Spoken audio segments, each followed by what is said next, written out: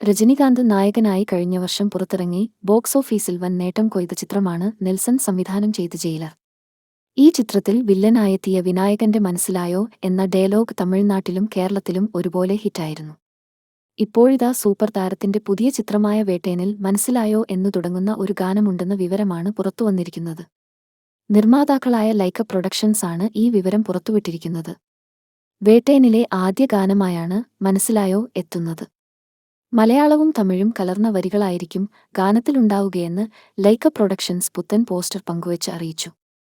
മലയാളവും തമിഴും കൂടിച്ചേർന്ന ഗംഭീര ഗാനവുമായി നമ്മുടെ ചേട്ടൻ വരുന്നു എന്നാണ് പോസ്റ്റർ പങ്കുവച്ചുകൊണ്ട് ലൈക്ക പ്രൊഡക്ഷൻസ് കുറിച്ചത്. ചൊവ്വാഴ്ചയാണ് ഗാനം പുറത്തിറങ്ങുക. അനിരുദ്ധ് ആണ് സംഗീത സംവിധാനം. നീണ്ട ഇടവേളയ്ക്ക് ശേഷമാണ് ഒരു രജനികാന്ത് ചിത്രത്തിൽ മലയാള ഗാനം അല്ലെങ്കിൽ മലയാളം വരികളുൾപ്പെടുന്ന ഗാനം വരുന്നത്. 1995-ൽ പുറത്തിറങ്ങിയ മുത്തു എന്ന ചിത്രത്തിലെ കുളുവാലിലെ എന്ന ഗാനത്തിൽ മലയാളം വരികളുണ്ടായിരുന്നു. AR റഹ്മാനായിരുന്നു ഈ ഗാനത്തിന് ഈണമിട്ടത്.